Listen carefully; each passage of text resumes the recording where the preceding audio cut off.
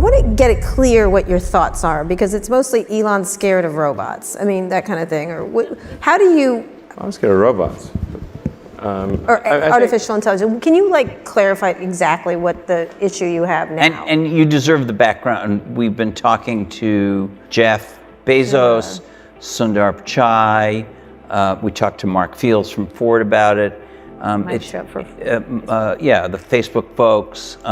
There certainly seems to be, in the tech companies, a big, tremendous new drive or interest to believing they will be all competing for intelligent assistance. And it's good. It'll make your life better. Make your life better. Technology Siri is going to suddenly get smart. Microsoft's one is going to get smart. Google is going to cream them all. It's largely a happy version of this. Sometimes technology hurts you, but not as much as it helps you. That's really. Yeah. So there's been a lot of conversation here about that. Yeah, sure. And you've staked out a slightly different position. So can you talk about that? Well, I mean, I think my sort of full position would require quite a long explanation. I mean, I am concerned about certain directions that AI could take that would be not good for the future. I mean, I think it'd be fair to say that not all AI futures are benign, not all. Okay. And so if you have something, if we create some digital superintelligence that exceeds us in every way by a lot, it's very important that that be benign. And so actually with a few others, I created OpenAI, which is an AI. It's a nonprofit actually. There's no. I think the governance structure here is important. So we want to make sure that there was not some fiduciary duty to generate, profit off of the AI technology that's developed. So we created this 501c3. I think quite different from.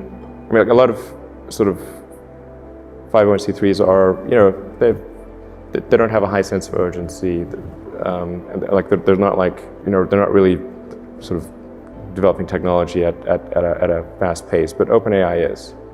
So OpenAI has a very high sense of urgency, and I think that the people that have joined are really, really amazing. And the intent with OpenAI is to democratize AI power. And there's a quote that I love from Lord Acton. He was the guy that came up with power corrupts and absolute power corrupts absolutely, which is that freedom consists of the distribution of power and despotism in its concentration. And so I think it's important, if we have this incredible power of AI, that it not be concentrated in the hands of a few and potentially lead to a world that we don't want. And what world is that? What do you foresee that when you see it? It's difficult. I mean, it's called the singularity because it's difficult to predict what future that might be. Except I don't know a lot of people who love the idea of living under a despot. I don't think people generally choose to live in a democracy over a dictatorship. And the despot would be the computer? Or the people controlling the computer. And do you worry specifically about any of these companies I mentioned, who've all seemed to now kind of be pivoting toward this as the battleground in the next 10 years? I won't name a name, but there is only one. There's only one you're worried about. And they're not preoccupied with making a car that will compete with you, I assume. There's only one. And tell this is an interesting. It's not about competing. This is sort of like what would be the point of competing for,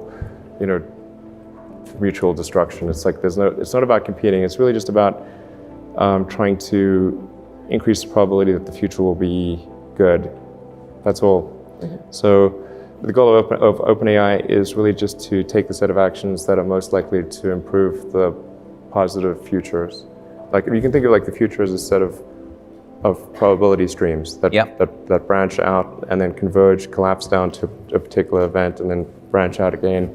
And there's a certain set of probabilities associated with the future being positive and different flavors of that. And at OpenAI, we want to try to do whatever we can to increase the probability of the good futures happening.